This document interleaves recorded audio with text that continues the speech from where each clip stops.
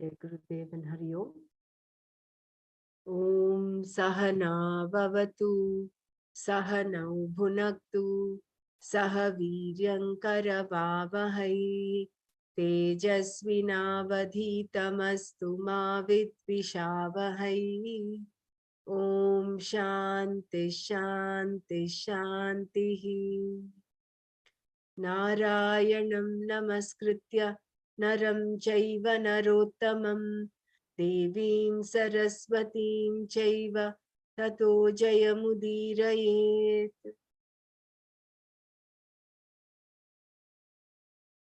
Jai Gurudev.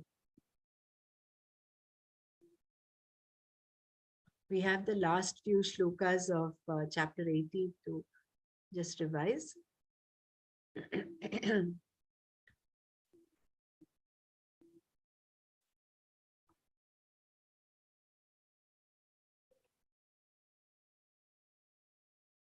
So Arjuna says, Nashto mohaha smritir labdha tat prasadan mayachyuta stitosmi gata sandehaha karishye vachanam tava. So by your grace, my delusion is gone and I have gained recognition of myself. Achyuta, I remain as one from whom all doubts have gone. I will do what you say.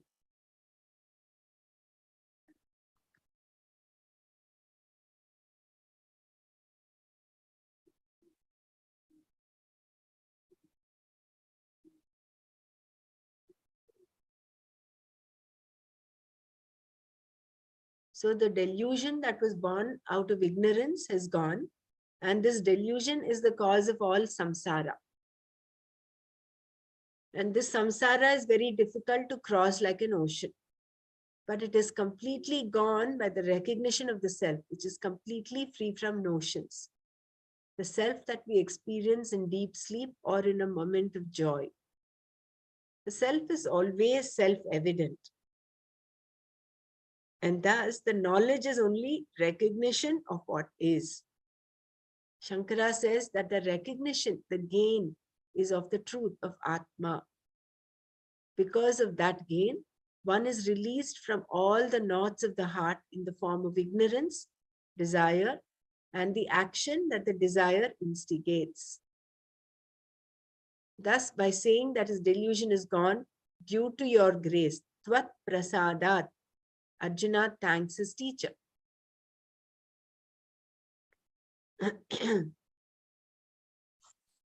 So the whole purpose of the study of the Shastra is to remove delusion.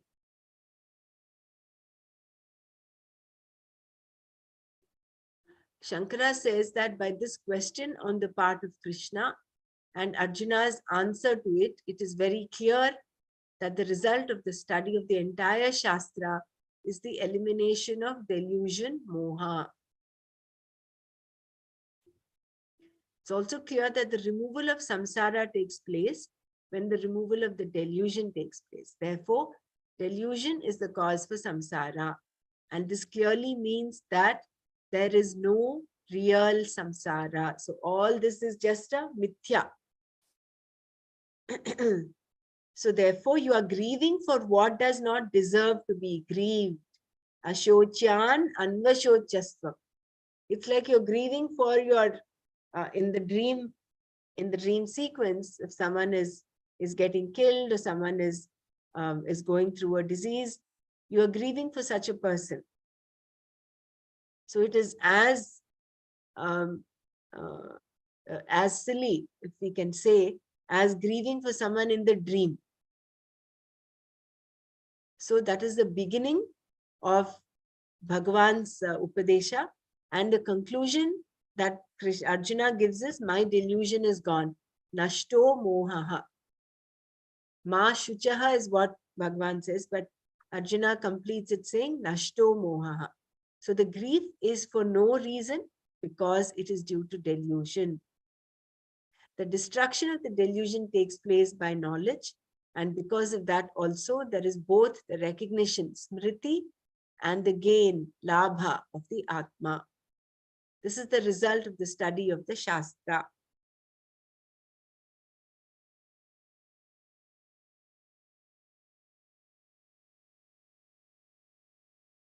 That this knowledge results in total freedom from all the knots of the heart is also shown by the Shruti, in which Narada says, I, the one who does not know the self, am in sorrow.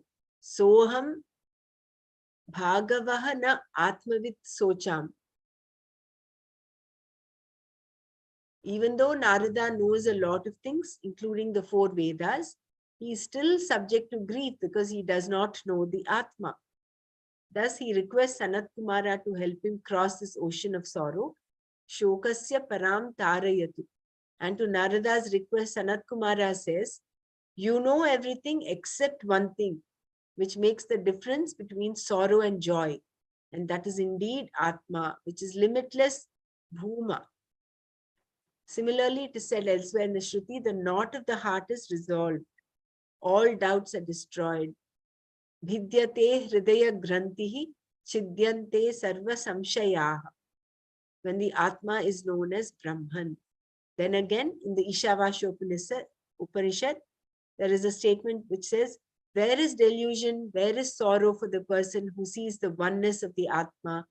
Tatra ko mohaha kaha shokaha ekatvam anupashyataha. So then Arjuna says to Krishna, now that I am free from doubt, I will do what you have said. Tava vachanam karishye. So Shankara says, by your grace I am fulfilled. I am a kritartha and there is nothing that remains to be done by me. In gaining moksha, all the purusharthas are gained. Then the pursuit of dharma, artha and kama is paid off. Therefore Arjuna can say, there is no longer anything for me to do. Earlier he had thought he should go to Rishikesh, but now he finds that whatever is to be done, he can do without any problem. So he is devoid of conflict. So resolving his conflict in the mind, he's able to do what he has to do, which is to fight.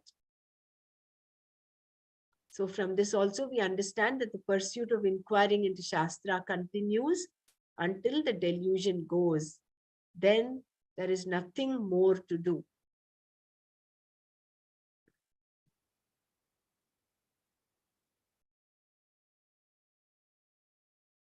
And then the whole thing shifts from the battlefield to the palace where the blind king is being reported by Arjuna. Sanjay is reporting to the blind king.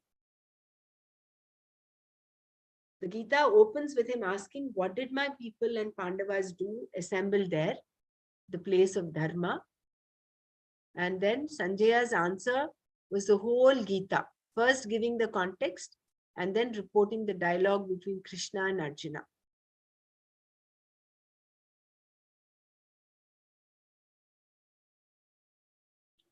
Sanjaya's praise of Bhagavan's teaching.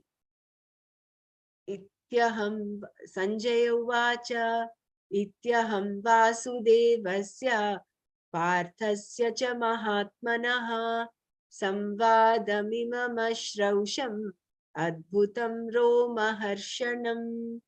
Sanjaya said, Iti, in this manner, Imam, this, Adbhutam, wonderful, Romaharshanam, that which makes one's hair stand on end, Samvadam, dialogue, Vasudevasya Mahatmanaha, of Krishna of great mind and heart, Parthasya cha Mahatmanaha, of Arjuna of great mind and heart, Aham Ashrausham, I have heard.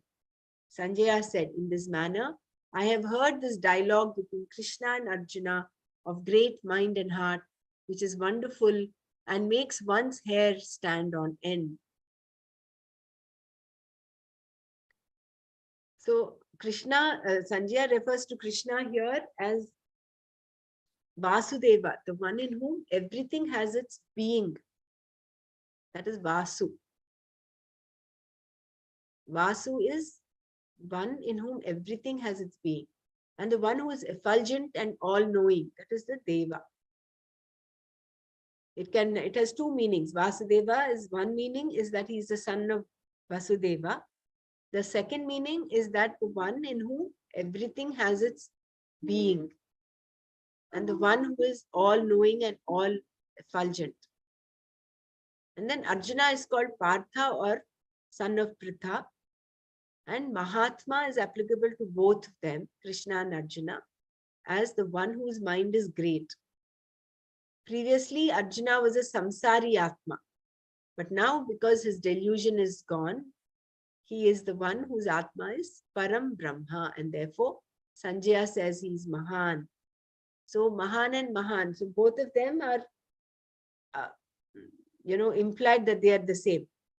Also, he has received the teaching directly from Lord Krishna, and therefore he is a blessed soul.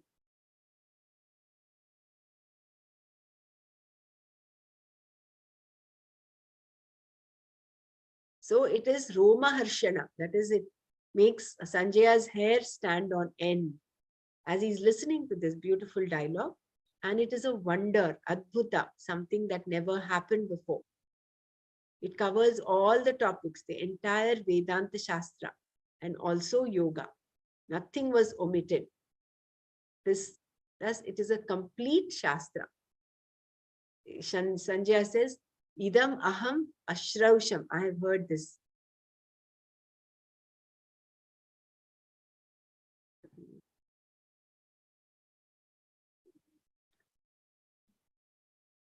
So then Sanjaya next pays his gratitude to Vyasa, because of whom he had got the Divya Chakshu.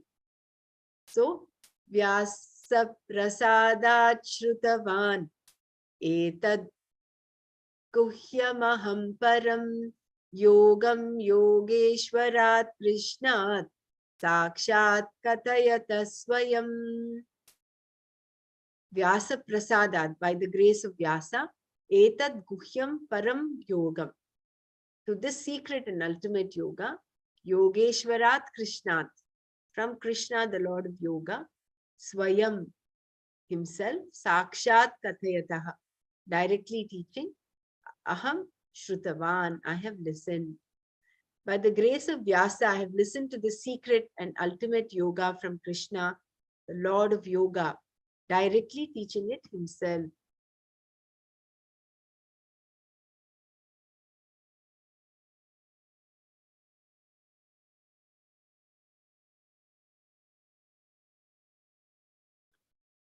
So, what did Sanjaya get? He had the Divya Chakshu that goes beyond the normal perception. For you to understand the deeper implied meaning of the whole of Bhagavad Gita, you require the Divya Chakshu. What did he hear? He heard all about yoga. The Shastra that talks about yoga is also called yoga. So this yoga is of twofold, jnana and karma. It is also called para because it's capable of giving moksha.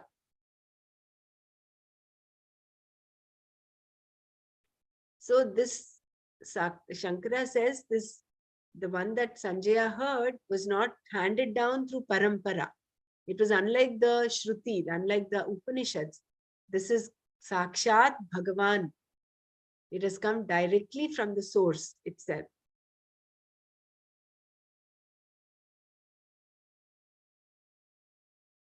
Bhagavan himself talks about himself.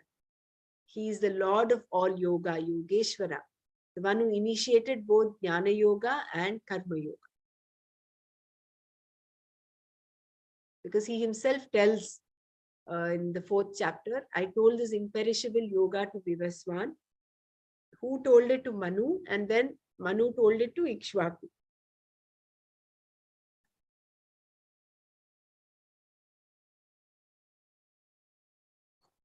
And he says he is the one, he alone is the one to be accomplished by the Karma Kanda or Jnana Kanda. I am the one to be known by all the Vedas. Vedaihi cha sarvaihi aham eva vedyaha. He is both the initiator of this twofold yoga and the subject matter of this yoga. Sanjaya heard this not from the flute playing, mountain lifting, butter eating Krishna, but Krishna the teacher, Swayam Kathayataha Krishnat. Krishna did not just say a couple of sentences like you are Brahman, all this is Maya. but he taught exhaustively in 17 chapters, in 700 verses. Then when Sanjaya says Kathayataha, we understand that it is not simple talking, but proper teaching that went on there. Then Sanjaya says to Dhritarashtra, Rajan samsmritya samsmritya samvadamimam adbhutam keshavarjunayoh punyam krishyami cha muhurmuhu. Rajan, O king, Keshavarjunayoho, between Krishna and Arjuna, imam, this adbhutam, wondrous, punyam, auspicious, samvadam, dialogue, samsmritya samsmritya, repeatedly recalling, muhur muhuhu, muhuhu muhuhu, again and again, krishyami cha, I rejoice. O king, repeatedly recalling this wondrous, auspicious dialogue between Krishna and Arjuna, I rejoice again and again.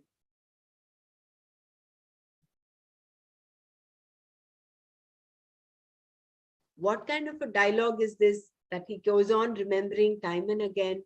One that destroys all papa, all causes of bondage, because it gives you moksha. It is therefore punya. Dwelling upon the words of Krishna and on Arjuna's questions, he says, I rejoice, krishyami, again and again. Not only that, Sanjaya further expresses his wonder dwelling on the Vishwarupa Darshana that Krishna gave Arjuna. Tacha samsmritya samsmritya rupamatyadbhutam harehe vismayo me mahan rajan krishyami cha punah punaha. Cha, and further, harehe, of the Lord Hari, tat atyadbhutam rupam, that most wondrous form, samsmritya samsmritya, repeatedly recalling, mahan vismayaha me, great amazement for me, rajan, O king, punah punaha, again and again, krishyami cha, and I rejoice. And further, repeatedly recalling that most wondrous form of the Lord Hari, I have great amazement, O king, and I rejoice again and again. Not only was it a dialogue samvada, but there was a description of the visual form of Krishna as the entire cosmos. That is what we see in the 11th chapter, in which Arjuna could see everything, including time, all the elements, Lord Yama, all the devatas. And whatever Arjuna saw, Sanjaya also saw. So in that particular form, they could see everything. And Sanjaya found it the most wondrous form of the Lord. Atyadbhutam rupam harehe. Recollecting it again and again, there was great amazement. Mahan vismaya. As the words are wonderful, the form is also wonderful. As he rejoices in remembering the dialogue, Sanjaya also rejoices in recollecting the cosmic form of Krishna.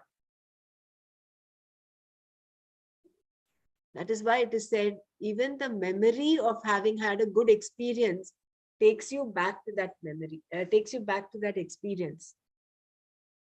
Like, for instance, the memory of you first meeting Gurudev, or your, first Sudarshan Kriya, all that, when you keep recollecting it, it actually makes you relive that experience.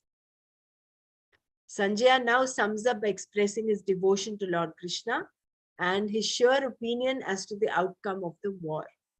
Yatra Yogeshwara Krishno, Yatra Partho Dhanurdharaha, Tatra Shri Vijayo Bhutihi, Dhruvani Tirma Tirmama.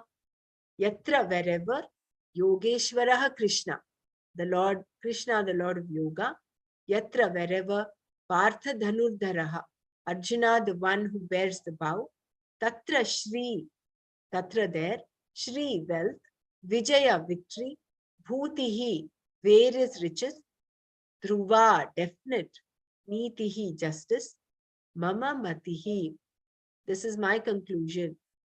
Wherever there is Krishna, the Lord of Yoga, wherever there is Arjuna, the one who bears the bow, their wealth, victory, various riches, and definite justice are present.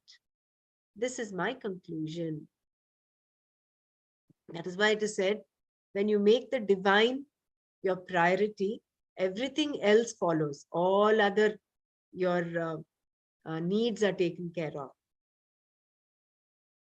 That is why in one of the lectures, I don't know whether it was Bhakti Sutras or so, or maybe Patanjali Yoga Sutras, Gurudev says, don't wait to do your sadhana, your practices after doing the laundry, after doing the dishes, after this, after that. No. Make it your top priority. Make it the first thing you do. Sanjaya says, wherever Krishna is, there is Shri, wealth, and Vijaya, victory. And wherever Arjuna is, there too, there is wealth and victory. And when he says, wherever Krishna is, he means in whose heart Krishna is. Arjuna here is called the one who carries the bow, Dhanurdhara. Then Krishna is all wealth. Wherever Krishna is, there is all wealth. Because Lakshmi is inseparable from Krishna. And this wealth is not ordinary wealth, but includes all kinds of wealth. Bhuti, moral wealth, material wealth, spiritual wealth, etc. There will all be there. They will all be there for the one who has Krishna and Arjuna in his heart. It is certain, dhruva. There is no failure possible.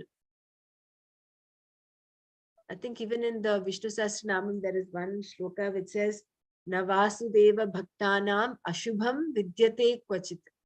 The Vasudeva Bhaktas, for the devotees of the Lord, there is no Ashubham at all. Because even if there is Ashubham, for him, he takes it as the Lord's prasad. So it doesn't matter to him at all. It doesn't unsettle him. So whether Shubham happens, Ashubham happens, he is the same. Then again, justice, niti will also certainly be there. That means there will be order, proper government in terms of dharma. Justice will be there because Krishna is dharma. It is not Krishna's dharma. Krishna himself is dharma. Even though Krishna is more than dharma, dharma is not separate from Krishna.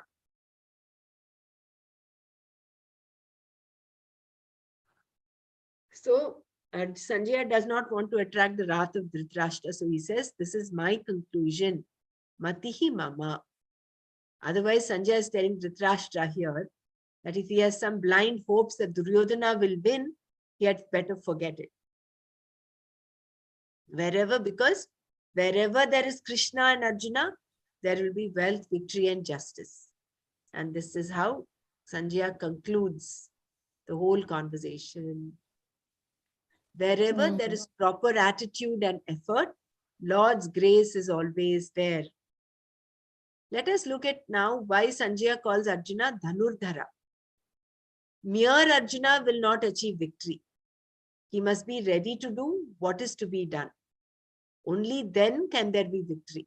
I mean, he cannot fight the war half-hearted, putting half his mind in taking sannyas and then half his mind in the war. So he has to be present completely.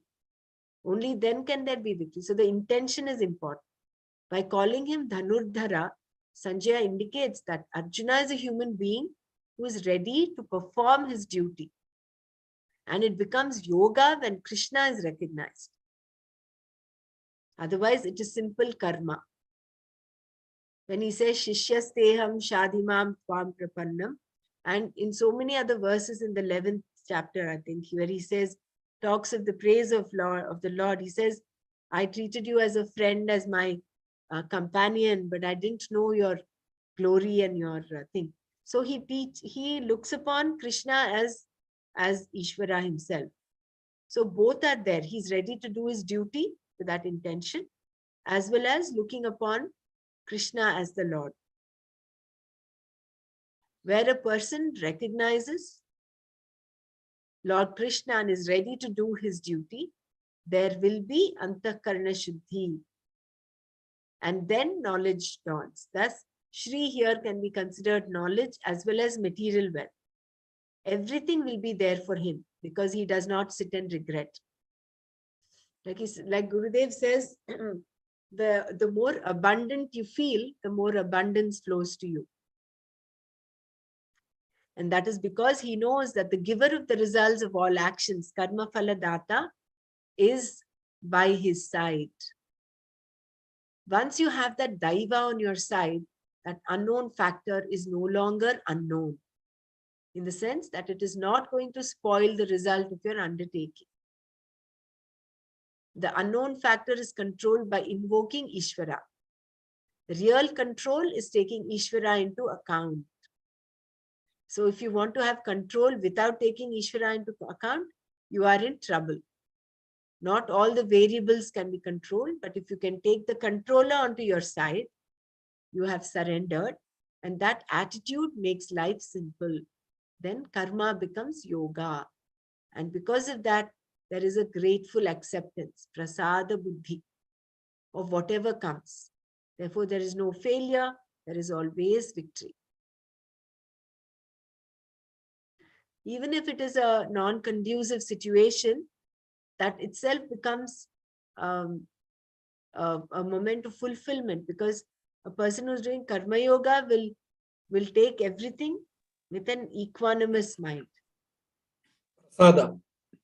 Yeah. If we learn from every experience, there is no need to draw a line. Generally, we draw a line as though it is all over. An enterprising businessman who incurs some losses does not wind up his business.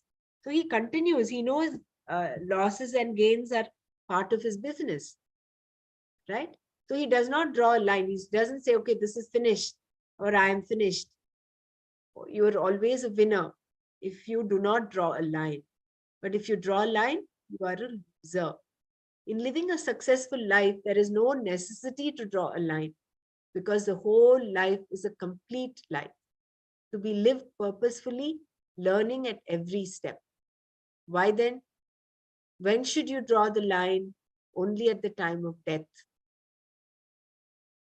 The whole life is a process, and if Krishna is on your side, you are a winner. What is this drawing a line at the time of death? It means, I think,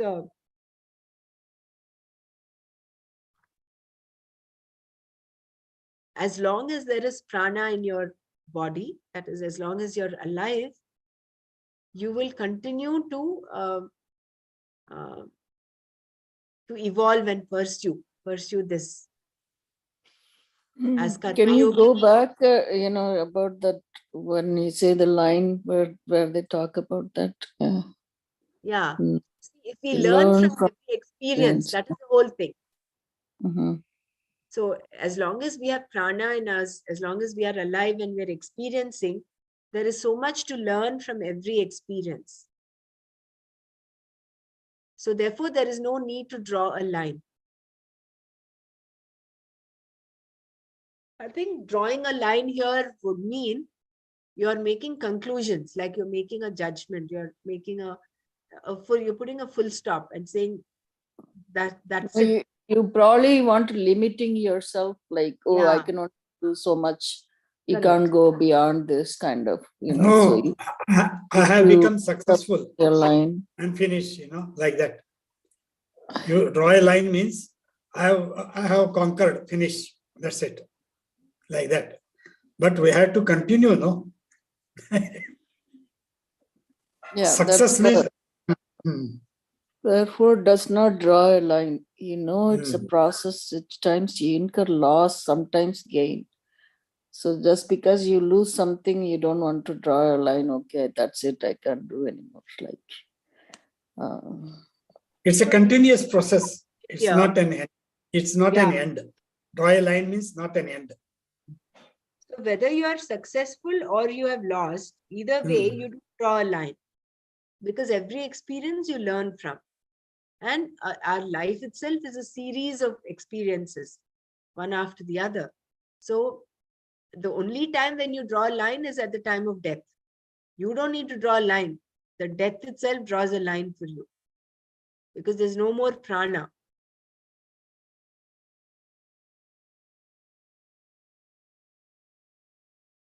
So till that time, we have to continue either doing as a karma yogi, or if any of us takes to sannyasa, that. So if No, we do he not, has written that down.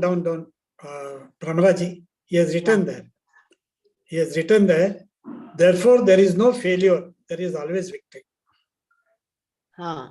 When you take it as a prasada buddhi. Yeah. So we cannot draw a line at all. It's not a finish.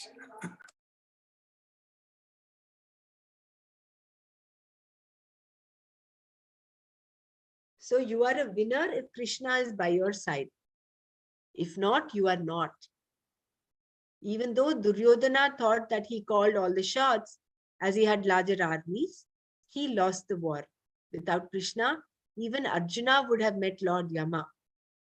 Because Krishna was seated there as his driver, he went on to victory. Without that driver, in spite of all his weaponry, Arjuna would not have even fought. Having to choose between duty and affection on the first day of the war. He could not even start. There is the question of fighting. Because Krishna was there and because Krishna removed his delusion, there was victory. Certainly there will be justice, niti, and prosperity, bhuti. Because it is mentioned separately, Shri can also be taken as knowledge, vidya. Everything will be there. We can understand this to be true individually and also with reference to a society. Where there is niti, each one does his job, and therefore there is plenty for everybody. In whichever period of time or place that Krishna is there, people are ready to do what is to be done. Then all these will be there. Thus ends chapter 18.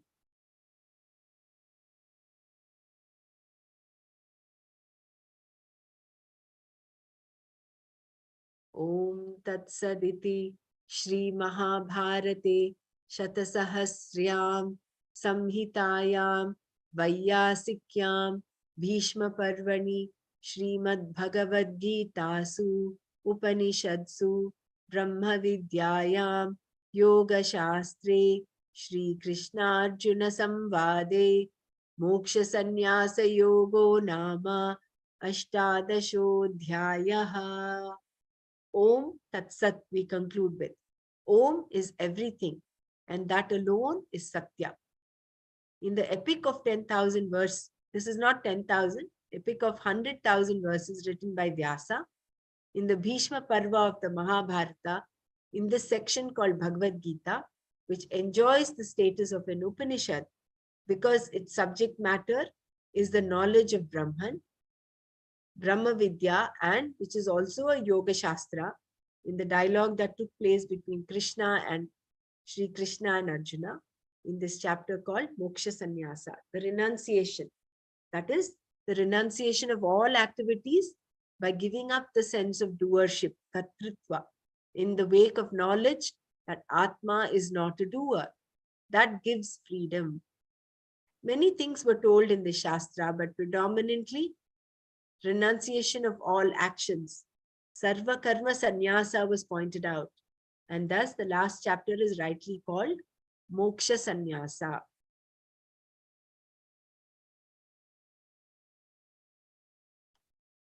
Iti Srimad Paramahamsa Parivrajakaacharya Govinda Bhagavat Puja Pada Shishya Srimadacharya Shankara Bhagavatah Kritau Shri Bhagavad Gita Bhashye Moksha Sannyasa Yogo Nama Ashtadashodhyayaha.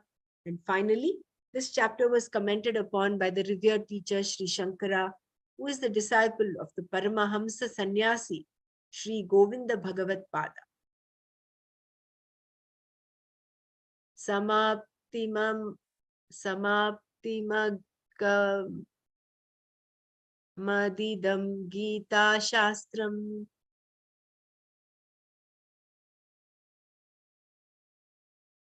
Thus ends Gita Shastra.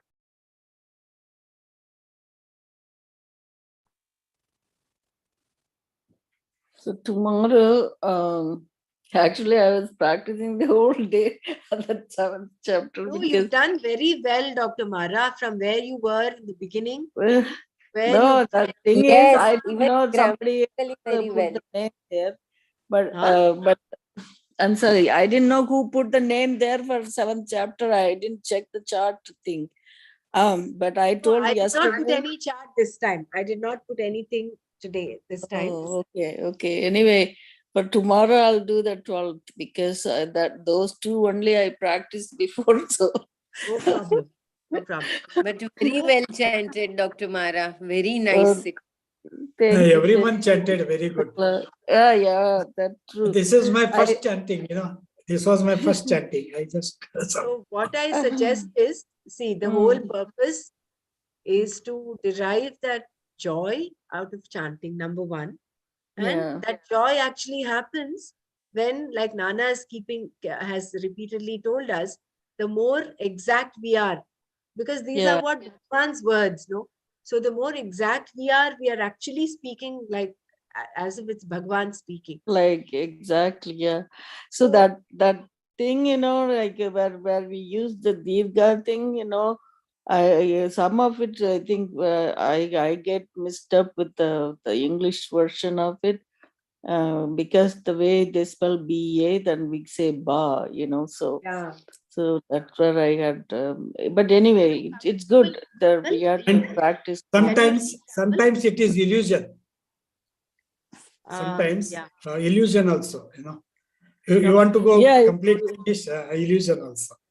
it true. Yeah, but then we have to pay attention to each and every word of it. That's where that you will be able to pronounce it properly, I think.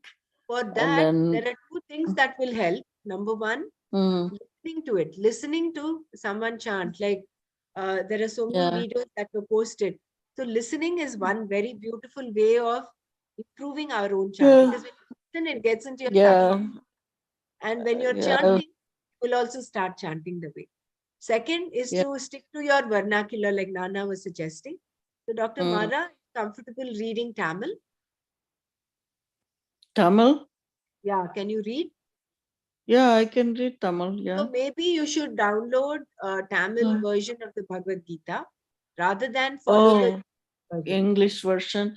Oh, the Tamil, even they, if they don't translate it properly, it's even worse. Is it? I'm kind of, yeah, I've been correcting us. We are reading also, Oh, okay. wherever he's saying in the book that I have, that is better. In Tamil, everybody does it differently when they put those Dirga and other letters, even they get mixed up. Oh, okay. Uh, Yeah, yeah. whichever is comfortable for you, but you've done really well. Thank you. Thank you. Like Nana has pointed out, there are few common errors that most of us are getting into. One is the Dirgha and the Hraswa. So maybe particular attention to that. Second is where I think for Sandhis, some of the Sandhis where there are compound words, where 2, 3 letters come together, that becomes a little difficult. So I would suggest one sure short way is to go back to listening to that particular verse time and again. Then you'll Right. get it. Yeah. Yeah. And the joy that you get when you're chanting correctly is like immeasurable. You will Yeah. know it yourself. See, when you chant it wrongly, you know that there is something wrong. Mm-hmm. Either the tune, it goes out of tune because you've not done. It's a very exact chandas there. So if you've That's got true. a little dirga or less dirga, it actually shows up in the rhythm of the chant. So, yeah. Yeah, that is the reason I didn't chant Brahma, and I was glad that I didn't chant because you chanted that. I wanted to chant chapter 3, but I Right. was happy that you chanted it because Yeah. yours were very perfect, and I could make out where I was going wrong. So I think Yeah. you need to practice more before Practice.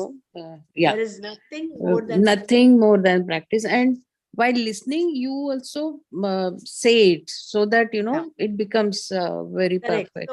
So I would, Yeah. I hope all of us are doing that. As someone is chanting, we also follow either the PDF or our own book and do the chanting aloud. Please, Yeah. I think those are muted. So you mute yourself and chant.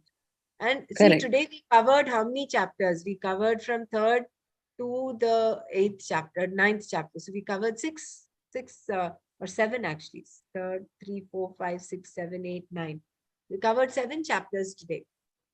So that becomes a very beautiful exercise. Yeah. And has anyone come forward for chanting other chapters now?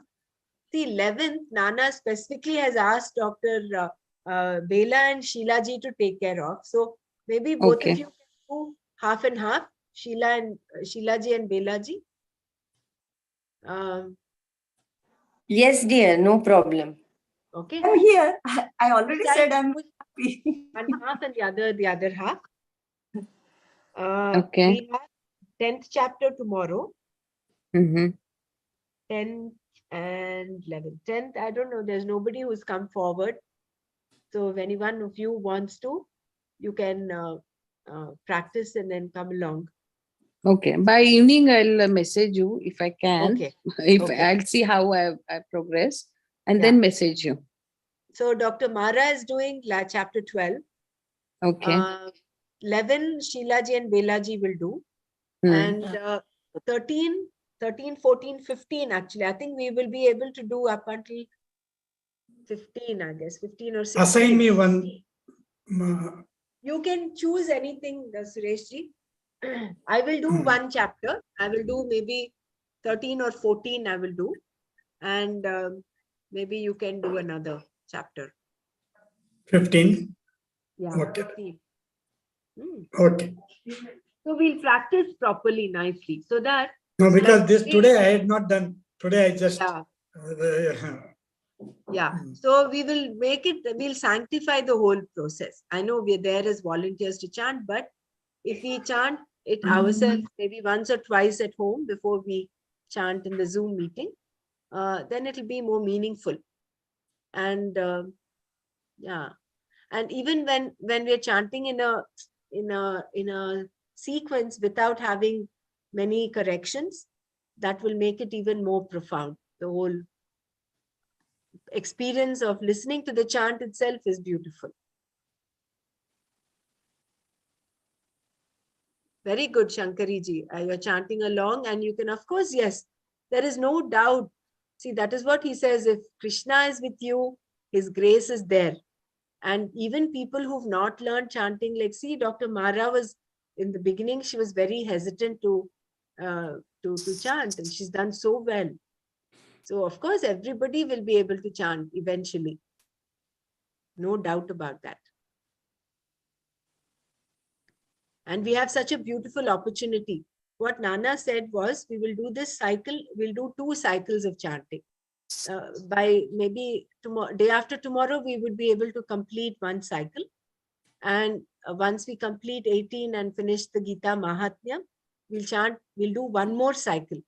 So for that, I think if we are all well prepared and tomorrow he said to remind to clear that 9th chapter sloka, the 5th and 6th sloka. We'll do that first. And we had some questions also regarding Arjuna, whether he was a jnani before the war. And also this drawing the line, I think I will ask some clarity about drawing. Drawing a line would mean either like concluding yourself, either you're successful or you're a failure. You're saying, okay, this is it. Now, nothing more than this. So he says that is not to be done. Yeah, and okay, and he says that at the time of death you have to draw a line. That I didn't get. Okay, during your life, not drawing a line, I could get it. But why at the time of the death? Because it is not an end, right? It's not an end. More like that kept that question I had. think it is with reference to this life. with reference to this life, this human birth, Mm. at the time of death, that there's a line drawn, because you can't do anything beyond that, no? So then you get back to the cycle of karma. Then if you have your punya, you go to heaven and live there for whatever time, and then come back again. So I think that, drawing the line means judging ourselves. So we should not do the judging, whether we are doing correctly or not correctly, or failure or success. Yeah, not Otherwise, we'll labeling be attached. ourselves. Ah, not otherwise labeling we will be our- labeling is attached to more it. like it. Yeah. Yeah, not So labeling Otherwise, we will be ourselves. attached to it. Attached to it. Because after every event, we keep judging ourselves or labeling ourselves. I failed, or I succeeded, or I'm good, or I'm bad, isn't it? Yeah. That should not be done. The whole process should be taken as a learning thing. Learning experience. Mm, And he says, when Krishna is with you, you are always a winner. mm, So therefore, don't draw a line. So that again brings in the aspect of being a karma yogi. mm. See, when Nanaji is there, we are confident like that. Yeah, correct. So when Arjuna was there in the first chapter, Arjuna had kind of drawn a line. He was saying, this is it. He dropped his bow and arrow and he says, I'm not going to fight. But because Krishna was there with him, that he was able to handhold him and teach him and guide him correctly and remove his delusion.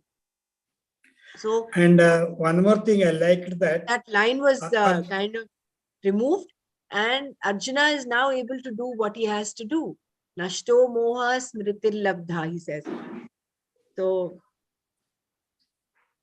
that is the benefit of having Krishna with us. And one more I liked is Arjuna with a bow. That I was getting confused. Why they have written Arjuna with a bow? It's written nicely there because he is ready to act in his own swabhava.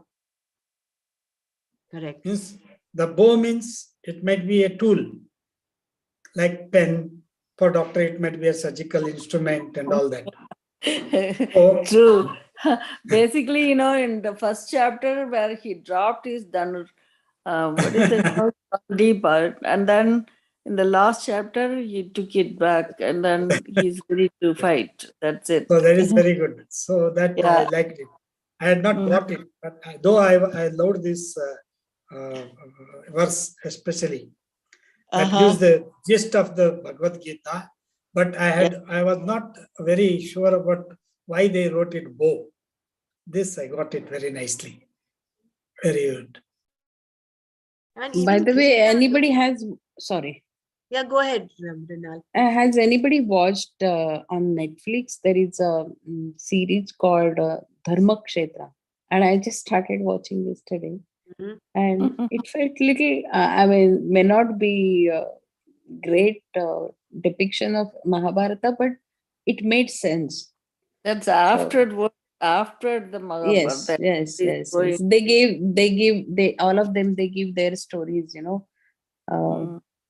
What went Yeah, in I their did, mind and you watched it? Okay. I just watched started watching. Tamil and Dharma Chakra. I watched it some halfway. I think I maybe it kept on going, and I watched some of it, or then I will go and quickly read up something. Yeah.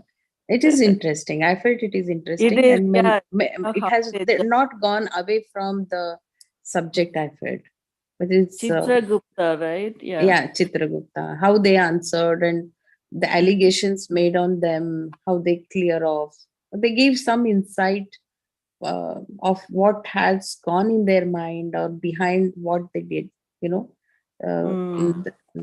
what went behind the actions they took. Yeah, there's so much of this about the different languages, but the one I watched was in Tamil. It fit exactly what Nana told about that story. It was really nice. So another thing is that this Gita Shastra is a complete Shastra. It includes everything. It includes, it's the gist of the Upanishads. It talks about Brahma Vidya. It talks about Yoga Shastra. So I was only thinking, now that we have concluded the Gita with Nana, so we have a choice of asking him to, open up any of the other Upanishads. On the other hand, I was thinking like how we did the reading of the PDF, and that was actually very good, because see, what we in our own minds understand might not be clear knowledge. Like we might be, we might not have clarity as much as it would be if we read the PDF along with him. So I'm only wondering whether one option is to do the whole PDF. It's a little, it's an ambitious thing, but then it is possible. And ultimately, we need to go back to the Gita, go back to the PDF. So one option is to read the PDF along with him. And whenever we have doubts and doubts, we can get them clarified. So our understanding of this Gita home study, beautiful wealth of knowledge, will be clear. Correct. Then we can say, yes, we have kind of completed Gita learning. And of course, we have to do our own Manana, Nididhyasana, we have to do. That is one option. I would go in for this option rather than ask him to go to say another Upanishad or something else. Yeah. It's like picking up bits and pieces, and then nothing goes in deep. No, I think it's better to go to be 100% in one at least. Correct. Yeah, I agree. But are we doing that from the beginning? We are reading the PDF, right? Not in the middle somewhere. So we anyway did the 18th chapter complete, and the first introduction we've done with Nana. So what we need start is chapter 1 onwards. We have our, that's great. We have done, but let's start from the beginning and let's go and get grounded in this nicely, rooted in this, rather than see, this raga dvesha is very funny, they come in even into spirituality. They creep in here, and you want to do this, you want to do that. But I think without being feverish to learn more and more, what we have learned, let us be kind of grounded and clear in. Then, I'm also looking at a point where Nana himself said he wants each of us to share this knowledge with others.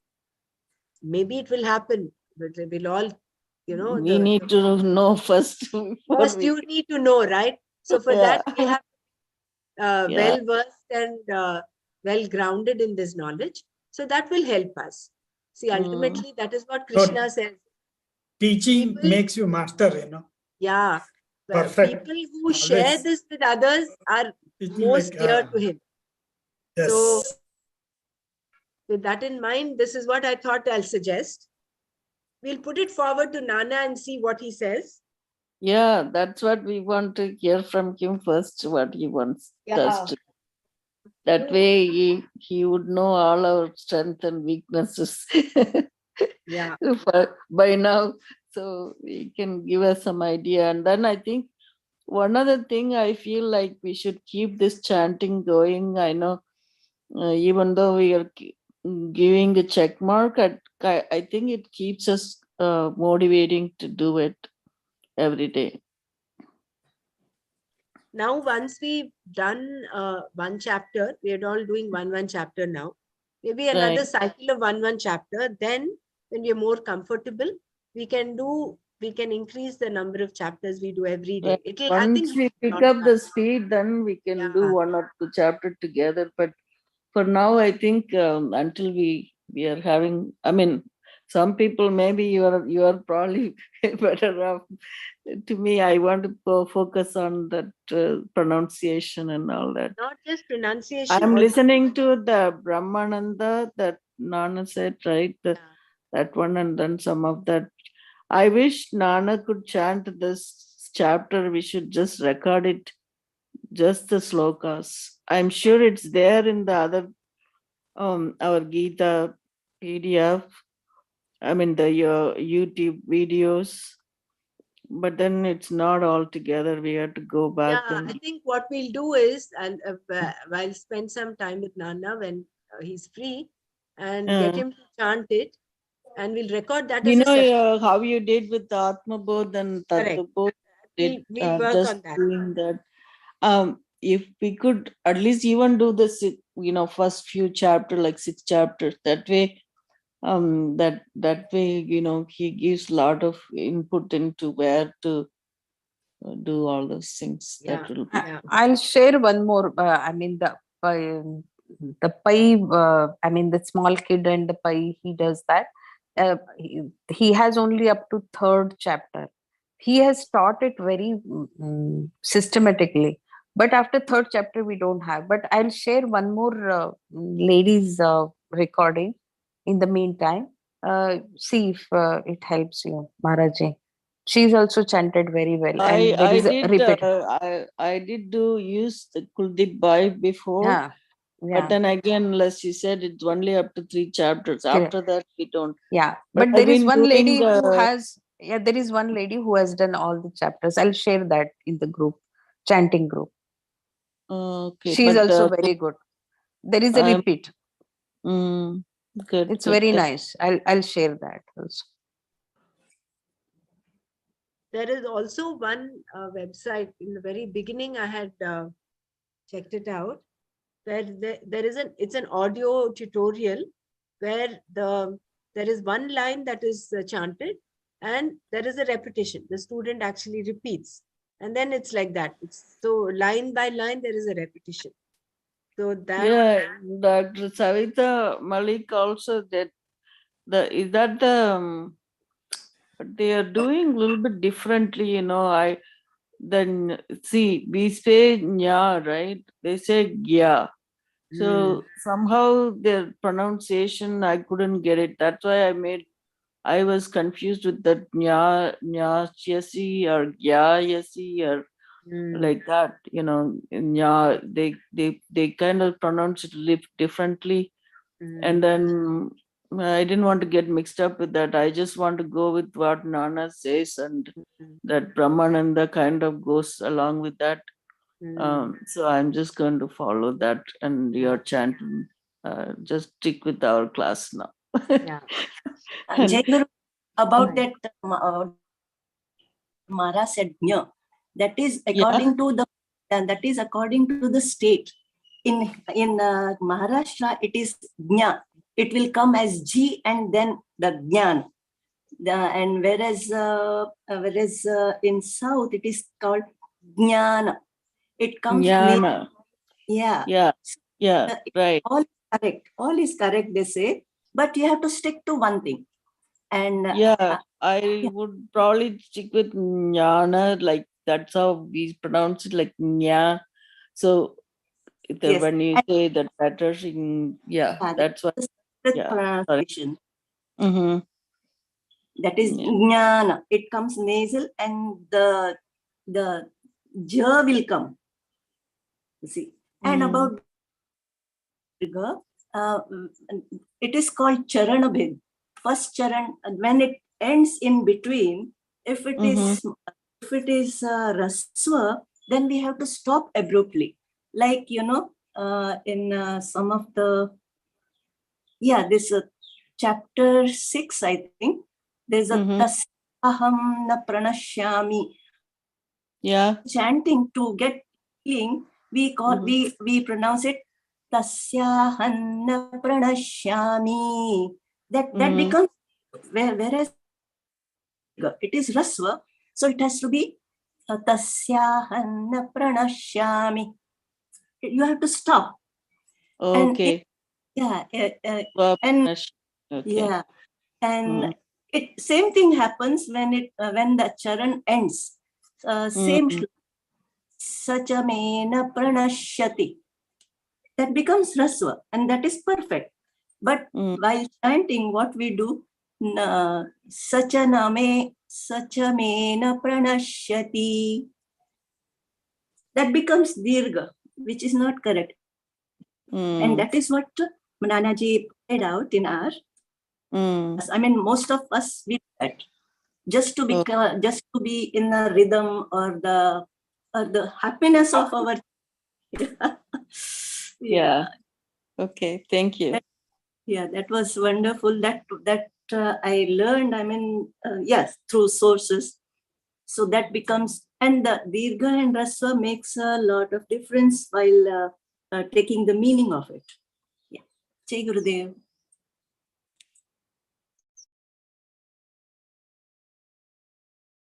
So in tomorrow's Manana, since we've completed chapter 18, we'll go back to chapter 3, where we left. For now, Do we think should we start from chapter 2 at least? Because chapter 2, what I was thinking is, I will ask Nana if Nana is okay with this suggestion of us doing the Gita PDF along with it. Then in our Manana, we can continue where we left. Okay. Okay. In which case, because and then it'll be like a revision for us, repetition. It will be good. Yeah, because whatever we read, it'd be nice. The Sankhya Yoga. Yeah. Especially there are few. They're very good verses that we have to learn beforehand. Yeah.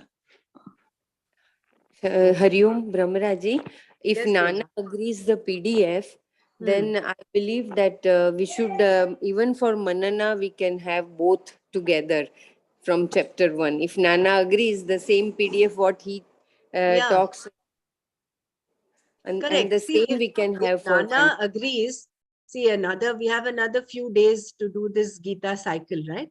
So in this time, I would think maybe we'll do whatever little we can in chapter 3 where we left. Now, once we start doing the Gita PDF from the beginning, then our Manana will again be on that. We'll not come back to 3. We'll stay with what we have done that day. See, we can do Manana of that and then continue that way. So then it will be in sync. Is that what you meant? I'm sorry, I did not get Brahmaraji. I'm sorry. No, I didn't. If I understood you right, you wanted to do the Manana in case we're doing PDF with Nana. Do the same thing in the Manana as well, right? That is what you wanted. Yes, please. Yeah, that is what we'll do. That is, of course, what we'll do. Okay, so we'll conclude today. Om Loka Samasta Sukhino Bhavantu. Om Shanti Shanti Shanti. Om Tat Sat Shri Krishna Arpanamastu. Hari Om, Jai Gurudev. Hari Om. Dhanyavad Brahmaraji.